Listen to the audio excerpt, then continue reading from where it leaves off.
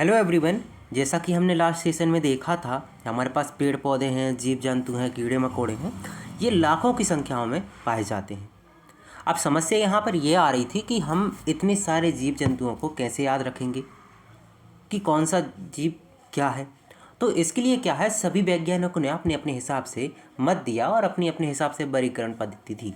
उसी में से एक वर्गीकरण पद्धति है 5 जगत वर्गीकरण। ठीक है, 5 किंगडम क्लासिफिकेशन। ये पद्धति मेनली हमारे पास में आर.एच. वेक्टर द्वारा दी गई थी और यही आधुनिक पद्धति हमारे पास में मानी जाती है। ठीक है, जैसा कि हमने देखा था ना, पिछले सेशन में हमने देखा था लीनियस द्वारा दी गई थी द्वि नाम पद्धति।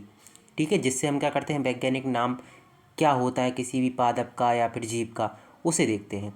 वैसे ही जो हमारे पास 5 जगत वर्गीकरण पद्धति है, इसमें हमारे पास जितने भी आसपास में पेड़ पौधे हैं, शैवाल है, कवक है, जीवाणु विषाणु हैं, जीव जंतु हैं, तो इनका नामकरण करते हैं, या फिर हम बोल सकते हैं इनको एक अलग अलग ग्रुप में हम बांट देते हैं। 5 हमारे पास में रहेंगे, 5 हमारे पास किंगडम रहेंगे। इन 5 किंगडम में हम उनको अलग अलग करके बांट देंगे।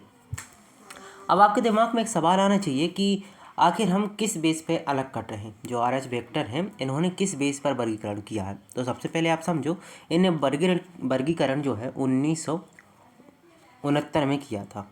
ठीक है, 5 जगत वर्गीकरण कब किया, 1969 में किया। किस बेस पर किया, तो आप बोलना, इन्होंने जो बेस था सबसे पहले इन्होंने किया था कोशिका के प्रकार पर। आखिर कोशिका है क्या, प्रोकैरियोटिक है या फिर यूकैरियोटिक।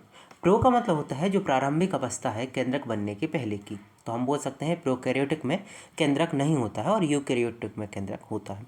दूसरी बात इन्होंने देखी, चलो हम पहली तो हमने देख ली कि कोशिका का प्रकार क्या है, प्रोकैरियोटिक है या फिर यूकैरियोटिक। इसके बाद हम देखते हैं कि कोशिका की संख्या क्या है, क्या वह एक कोशिकीय है या फिर बहुकोशिकीय है।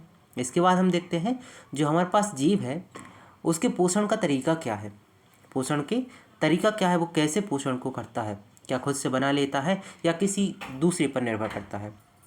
इसके बाद हम उसकी बॉडी के रूप में देखते हैं, उसके शरीर की संरचना कैसी है, और लास्ट में हम देखते हैं कि उसके जीवन की भूमिका क्या है। तो इन्होंने 5 जगत वर्गीकरण दिया। अब ये जो हमारे पास 5 जगत हैं वो कुछ इस प्रकार थे। सबसे पहले आएगा मोनेरा, फिर आएगा प्रोटिस्टा, फंजाई, प्लांटी और एनिमेलिया। एक एक करके सभी को समझते हैं आखिर इनकी विशेषता क्या है। सबसे पहले हम बात करें मोनेरा की।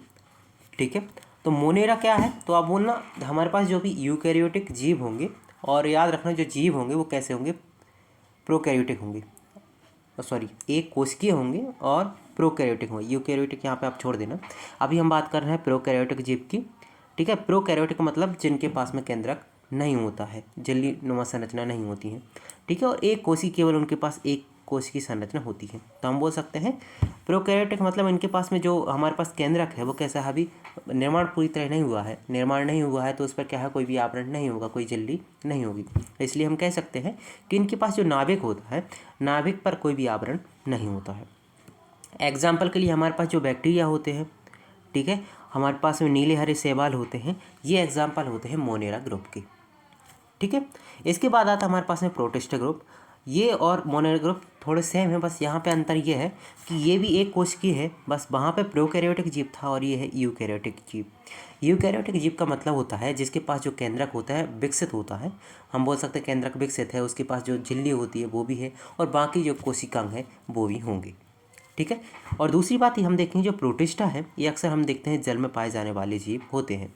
एग्जाम्पल की आप याद रखो, हमारे पास में एक कोशिकीय और कैसे हमें देखना है, यूकैरियोटिक जीव। ठीक है, यूकैरियोटिक का मतलब क्या होता है, यूकैरियोटिक का मतलब होता है जिनके पास केंद्रक होता है, हमने पहले ही बताया है। तो हम देखते हैं अमीबा है, पैरामीशियम है, यूग्लिना है। ये सभी जीव ऐसे होते हैं जिनके पास केवल एक कोशिका होती है लेकिन इनके पास केंद्रक भी होता है। तो ये कैसे हो जाएंगे, हमारे पास में एक कोशिकीय यूकैरियोटिक जीव हो जाएंगे, और किसके अंतर्गत आएंगे, प्रोटिस्टा के अंतर्गत आएंगे। ठीक है, इसके बाद हमारे पास में आता है फंजाई। ठीक है, अब फंजाई क्या होता है, हमेशा याद रखना, फंजाई को लोग बोलते हैं कि अक्सर याद में आ जाता है कि ये हमारे पास में यूकैरियोटिक तो है लेकिन एक कोशिकीय है, लेकिन ऐसा नहीं है। फंजाई यूकैरियोटिक के साथ साथ ये बहुकोशिकीय जीव होते हैं, क्योंकि इनके पास में कई कोशिकाएं पाई जाती हैं। हेटेरोट्रॉपिक का मतलब होता है कि ये खुद से खाना नहीं बना सकते हैं, ये खाना के लिए दूसरे पर निर्भर होते हैं। कहाँ से खाना लेते हैं, तो ये मृत पदार्थों से पोषण लेते हैं या फिर सड़े गले पदार्थों से भी पोषण लेने का काम ये करते हैं। उदाहरण के लिए हम देखते हैं मशरूम है, ईस्ट है और ब्रेड मोल्ट है। ठीक है, तो ये सभी क्या है हमारे पास में फंजाई के उदाहरण हैं। इसके बाद हम करते हैं, हमारे पास में नेक्स्ट आता है, इसके बाद आता है प्लांटी ग्रुप। अब प्लांटी ग्रुप में क्या होता है, नॉर्मल हम समझ सकते हैं कोई भी हमारे पास जो पेड़ पौधे हैं वो आएंगे। ठीक है, तो पेड़ पौधे क्या होते हैं, सबसे पहले देखो तो अगर हम पेड़ पौधों को देखें तो ये कैसे होते हैं, हमारे पास में बहुकोश के होते हैं, मल्टी सेल्यूलर होते हैं। ठीक है, और साथ में ये भी कैसे होते हैं, यूकैरियोटिक होते हैं, मतलब इनके पास जो केंद्रक होता है वो परिपक्व होता है, उसके पास क्या होता है, झिल्ली नुमा एक संरचना होती है जो उसको ढक के रखता है। और ये कैसे होते हैं, ऑटोट्रॉपिक। ऑटोट्रॉपिक का मतलब होता है ये अपना भोजन स्वयं बना सकते हैं। ठीक है, भोजन कैसे बनाते हैं, तो अपना भोजन बनाता है प्रकाश संश्लेषण के द्वारा अपने भोजन को बना लेते हैं। ठीक है, उदाहरण के लिए हमारे पास में जितने भी पेड़ पौधे हैं, शैवाल वगैरह हैं, नीले हरे शैवाल को छोड़कर जितने भी शैवाल होंगे वो सभी प्लांटी के अंतर्गत ही आएंगे। ठीक है, इसके बाद आता है हमारे पास में एनिमेलिया ग्रुप। ठीक है, अब इसमें क्या होता है, तो ये भी हम अगर देखें तो बहुकोशिकीय मतलब मल्टी सेल्यूलर है, इनके पास कई कोशिकाओं से इनका शरीर बना होता है। ठीक है, यूकैरियोटिक है, मतलब इनके पास भी केंद्रक का विकसित केंद्रक पाया जाता है। और साथ में हेटरोट्रॉपिक है। हेटरोट्रॉपिक का मतलब होता है ये अपना भोजन स्वयं नहीं बनाते हैं, किसी दूसरे पर आश्रित होते हैं। ठीक है, और ये सबसे अच्छी बात होती है कि ये अपने चल फिर सकते हैं, अपनी कई उपापचयी क्रिया कर सकते हैं। ठीक है, उदाहरण के लिए जैसे मनुष्य है, कुत्ता है, बिल्ली है, शेर है, हाथी, ये सभी एनिमेलिया ग्रुप में आ जाते हैं।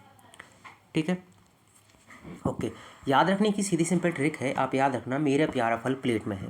ठीक है, यहाँ से प्यारा फल प्लेट में है, तो एक और बात याद रख लेना, मेरा प्यारा फल, फल के बाद में आप याद रखना फल आम, है ना, मेरा प्यारा फल आम प्लेट में है, तो मेरा से याद रखना मोनेरा, प्यारा से याद रखना प्रोटिस्टा, फल से याद रखना फंजाई, आम से याद रखना एनिमेलिया और प्लेट से याद रखना प्लांटिया।